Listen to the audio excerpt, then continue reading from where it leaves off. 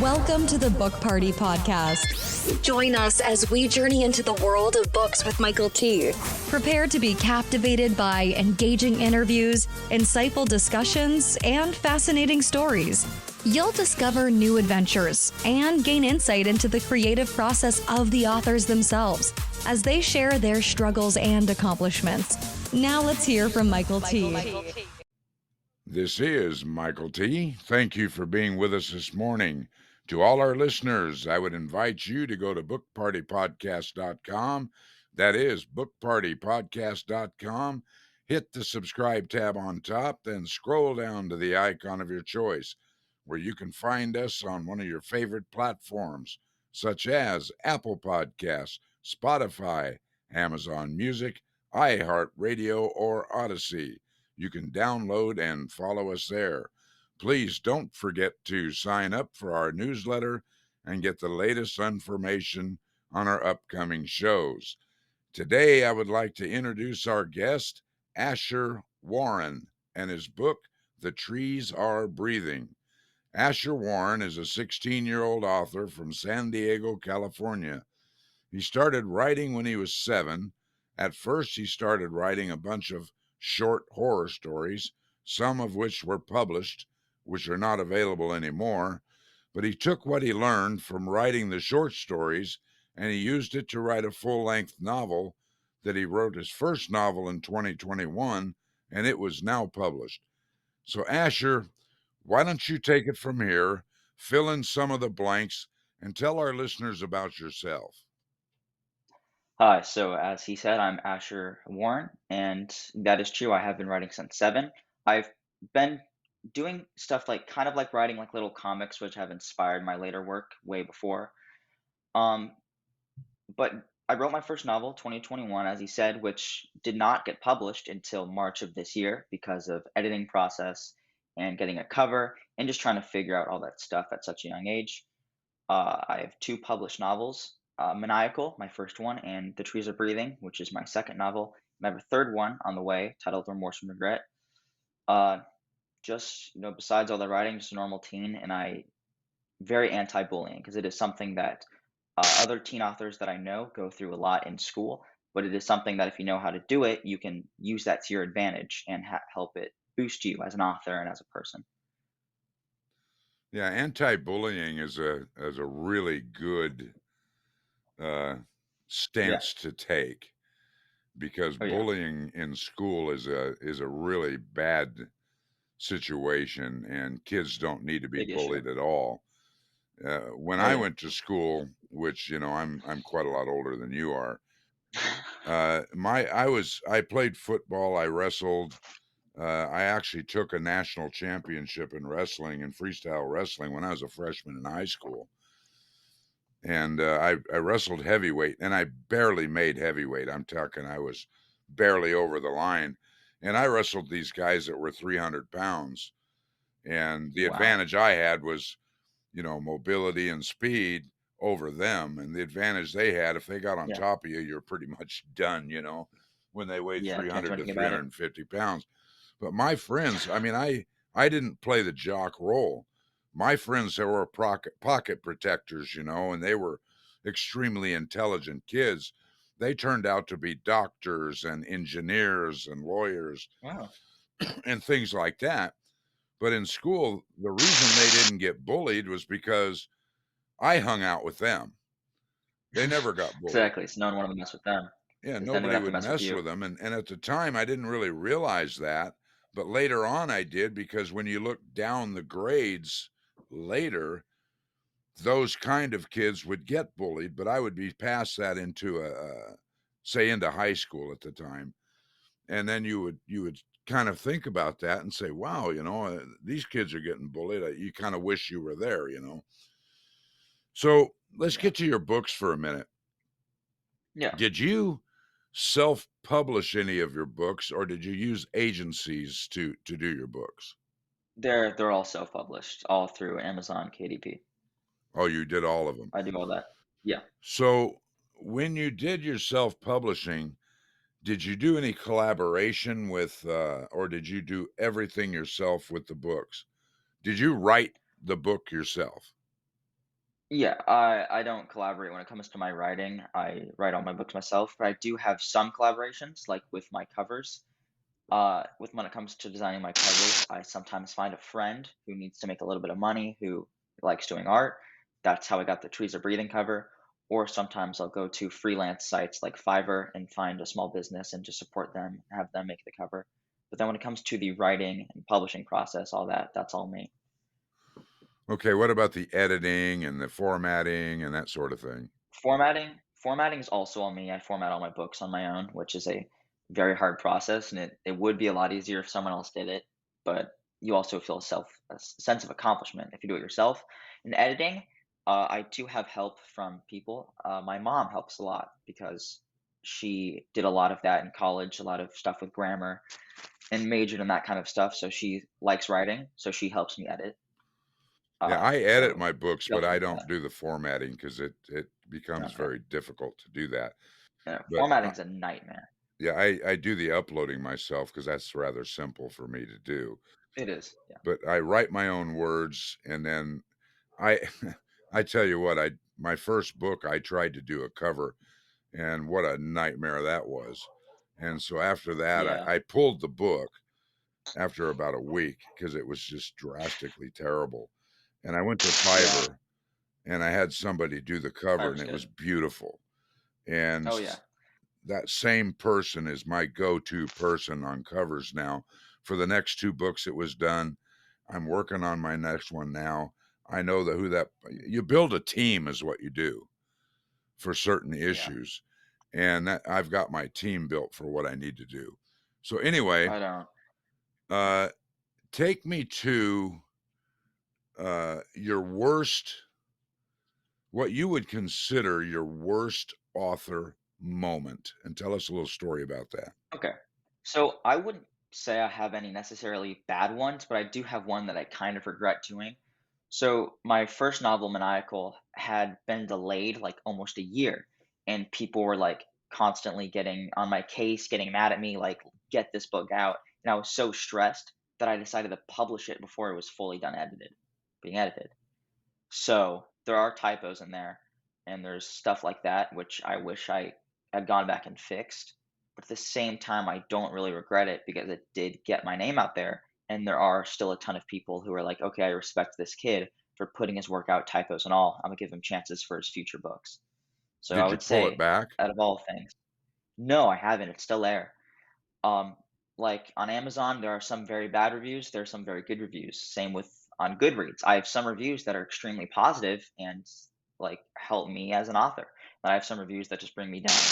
But at the same time, you kind of got to rule with that. But no, it's still up there with all its typos, and it's going to be. It's something that I'm not going to change Well, what's the because then biggest all my future books are better. what's the probably the biggest lesson you learned from that though, besides the typo issue? What's probably the biggest lesson you learned from Probably it? don't rush. Don't rush your books. It doesn't matter if you need to delay it, even if you already had people expecting it to come out at a certain time. You should probably just delay it until you're ready, because then you'll have a better finished product, which is what I should have done. But and it's also the reason I'm not taking it down is because I want to still have my mistake up there. I don't want to it's something that I messed up on, and it's something that I'm just kind of gonna leave it like how it is. Well, you could take your manuscript, you still have it. You can make the I know. adjustments to it, and you can make that I can't find switch. it. Oh, you can't find it? Oh, No, I no. can't. The manuscript got lost, so I can't Ah, find it. well. But Because if you it had your is what it is, though. manuscript, you could fix it, Oh yeah, I switch it could, out but it is what it is. switch it out overnight, so to speak, and do that. But, you think about it, when you're writing a book, it's your story, nobody else's, Exactly. belongs to you, and you publish your story when you're ready to tell your story, Exactly. 100%. so okay, let's go flip the coin a little bit, and let's Okay. talk about what I would call an epiphany moment. And what I Okay. mean by that is it doesn't matter what you're doing. You could be in class, you could be driving. Of course, you haven't been driving that long, I don't think, at No. 16 now, but you could be driving, Yeah. you could be going to bed, whatever you may be doing. And all of a sudden, you have an epiphany. you have a light bulb go off in your head and ding, oh man, something you just thought of. I got to write this down right now. Because if you don't, it's going to So, fade if you wait. Tell me about an okay. epiphany moment. So that was actually for my book, The Trees Are Breathing, which is my best-selling novel. It has the best reviews and is my personal favorite story-wise. I had one of those. I was in class, and my English teacher was talking, just rambling about normal stuff that none of the students want to hear. And someone said something about like trees. I don't even know what it was. I have ADHD, so I pick up everything around me. And I just heard a bunch of things, and I was bored, so I was Googling like folklore. I don't know. It was just something I was curious about because I think cryptid and stuff like that are interesting. And somehow, I don't even remember, somehow it led to me doing research on Slavic mythology. And just because I heard the word tree, because I knew that there were a lot of like monsters like that in Slavic mythology, it was the most random epiphany. But out of nowhere, I wrote down like a page and a half of a random plot, came out of nowhere. And that ended up being my book. And people do like it a lot. That was probably my epiphany moment. Oh, that's cool. Because everybody gets an epiphany moment at some point. Oh, yeah. Oh, yeah. And no, that's really cool. Okay, let's go to today. What Yeah. has you the most excited, the most fired up right now, today? Like about my career as an author. Yeah, The thing I'm anything. probably Your most excited books, for your is I authorship, have, anything. okay, so I have an event on the 19th of this month, the San Diego San Diego Festival of Books. I got in as an author with a booth who's going to be signing, which I think is crazy because that means I have a book signing coming up. Great. And like I said, that 7-year-old me who was writing short stories could have never in a million years imagined that I would be here now. Like even on this interview, it's still kind of like unfathomable for me. It's just so crazy that like doing what I love has actually led to like, great things like this. That's great. Again, this is Michael T., and I thank for being here this morning. To all our listeners, I would invite you to go to bookpartypodcast.com. That's bookpartypodcast.com. Hit that subscribe tab on top, then scroll down to the icon of your choice, such as Apple Podcasts, Spotify, Amazon Music, iHeartRadio, or Odyssey, where you can find us on one of your favorite platforms. Download it and follow us there. And please don't forget to sign up for our newsletter and get the latest information on our upcoming shows. Okay, Asher, we're going to hit the lightning round. In the lightning Okay. round, we have 4 pointed questions for 4 pointed answers. Okay? Yes. Before you started writing a novel, what was holding you back from becoming an author? Absolutely nothing. So why There did really wasn't. Okay. I don't know. I was stuck with short stories, and I didn't even really know that I wanted to be an author. And then out of nowhere, I kind of was like, I want to do it, and I just did it. And There you was just nothing did that it? stopped me. Well, that's I good. just did it. A lot of people Yeah. say, well, man, I look around at all these big authors writing all these books and novels No, I and look up to everything. them. How can I compete, No, I And you're look up not to them. you're not competing with them. You're only competing with yourself. Yeah, You're I'm not not competing with writing for anybody. them, you're writing for you. So Yeah, exactly. Like I know always personally other authors that are a lot bigger than me, and I'm not competing. I just, No, you're look up writing to for them. you, not for them. Okay. Exactly.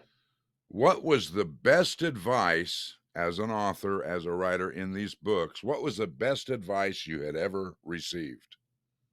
This is advice that I'm kind of a hypocrite with because I don't typically use it myself, but it's write 1,000 words every single day. Because if you do that, you get into a rhythm. I used to do it and I don't anymore, but I should. But that is fantastic advice. And if anyone wants to write, please do that. Yeah, we have authors that write 1 or 2,000 words a day. We have others, Yeah. successful authors, what they do is they read a certain amount every single day. They'll get Yeah. up a half an hour earlier than normal. They get a Yeah. cup of coffee or whatever their drink is, and they'll read for 30 minutes a day because they What I learn do from is reading. right? Yeah. I agree. I write a ton in one day. Like sometimes it'll be 5,000 words. I'll take a little couple days break to work on other things I need to do. And then I'll go back and just write a ton again. That's what I Oh, do. okay. But I would suggest 1,000 words. It's less stressful. Yeah, some write 2,000 words a day. It's just whatever they feel like Yeah, doing, and because it exactly. keeps you in a consistent basis. But anyway, all right. 100%. Share with our listeners one of your personal habits that would contribute to your success. I have no idea. I don't know any personal habit to contribute to my success. I would just say this isn't really a habit. It's just like making connections. It's something you can do, which can help because you can meet people to boost you up. But I don't really know any habits or contribute. Personal I can't think habit of is what any. we're looking for, and if you have I any, know. but okay, that's all I right. don't. Okay, when you're writing, maybe with our listeners, you could share like an internet resource that you may use. I write on Google Docs. I use. Oh, this is one that is fantastic for writers. NaNoWriMo. I'm not exactly sure how to spell it. It's a website. It keeps track of how many words you're writing a day. It keeps track of how much progress you are into your book and like what your word goal is. It is one of the best websites for an up and coming author, or even if you're already a huge pop like famous author, it is just the best. Right. It's amazing. Yeah, some people use a thesaurus, just different things that they like to use to get their vocabulary going in different Yeah, directions and things like that. Some people use Grammarly to instantly I use that too. corrects things. Some I people think it's say, Grammarly's okay though. huh? I say Grammarly is good, but at the same time, it sometimes tries to change a sentence to something completely different than what you wanted it to be.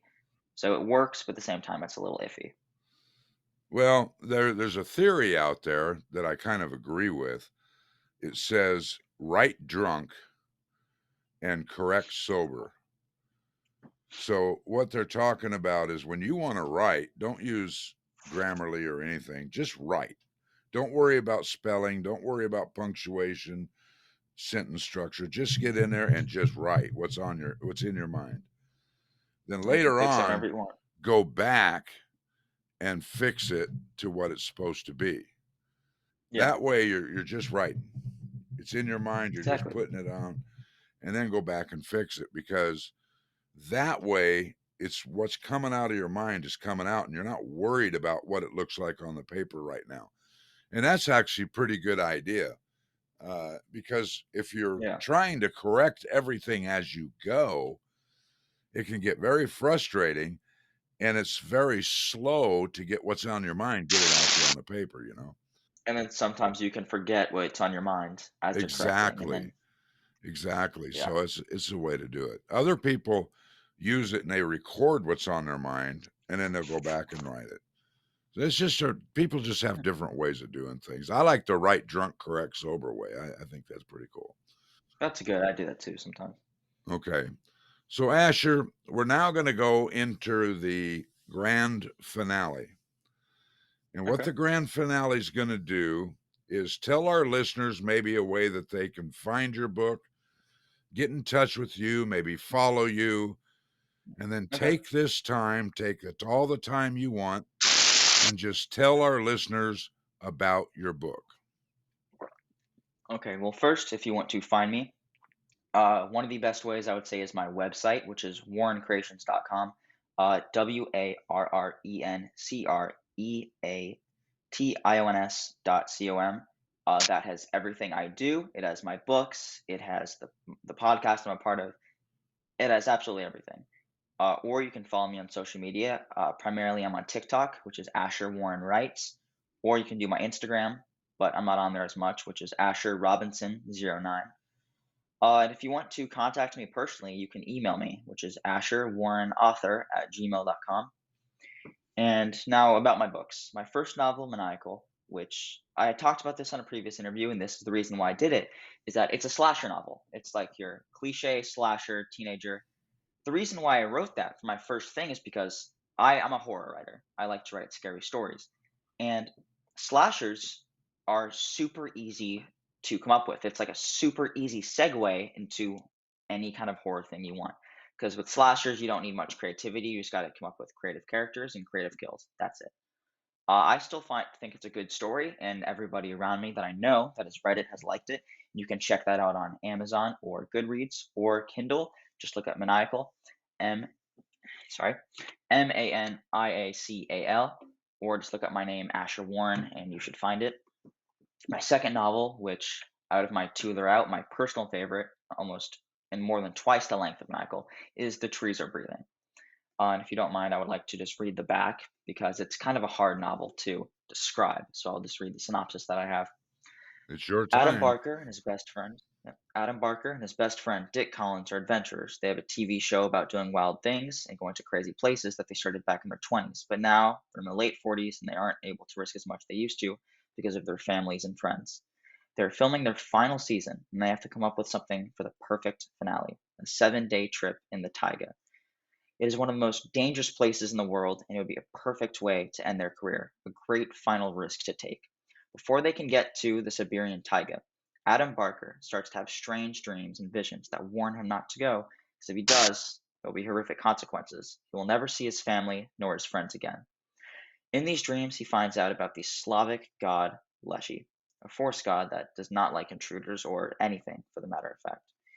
He ignores these visions and dreams and travels to Siberia for the finale with his partner because he cannot risk his TV show going to waste. For the first couple of days, everything seems fine. Everything's amazing. But then the dreams start occurring more often, and he starts to realize that the horrendous things happening in those are happening in reality. Their perfect series finale becomes an unescapable nightmare. And that is The Trees Are Breathing. And then you can find my third novel, which is not out yet, but you can pre-order it for $4.99 on the Kindle. It is titled Remorse and Regret, and it is a drama/ghost story. So I can't quite describe it. It's very interesting because, like I said, it is a horror novel. It's a ghost story, but it focuses so deeply into the main character's life and the trauma they had when they were younger and their current trauma in life. So it's not just a ghost story. It's a horror novel with way, way deeper meanings. And that one, when it does come out, will probably be my favorite. It is also my longest novel so far, clocking at 350 pages. And like I said, you can find that on Amazon for your Kindle pre-order for $4.99. We thank you so much for being here with us today and opening Thank up you to for us. having me on. And I'm sure that our listeners appreciate this too. I hope Again, so. this is Michael T., and I thank you for being with us this morning. To all our listeners, I would invite you to go to bookpartypodcast.com. That's bookpartypodcast.com. Hit that subscribe tab on top, then scroll down to the icon of your choice. You can find us on one of the favorite platforms, such as Apple Podcasts, Spotify, Amazon Music, iHeart Podcasts, or Odyssey. You can download and follow us there. Please don't forget to sign up for our newsletter and get the latest information from our upcoming shows. Book Party Podcast is owned and powered by MTM Legacy Publishing, LLC. This is Michael T. signing off. You must not miss our next episode as we delve into a world of inspiration, entertainment, and thought-provoking insights. Join Michael T. on the next Book Party Podcast and experience a new adventure, a new story, and a complete immersion into the world of Pages Unveiled, Chronicles of the Writing Journey.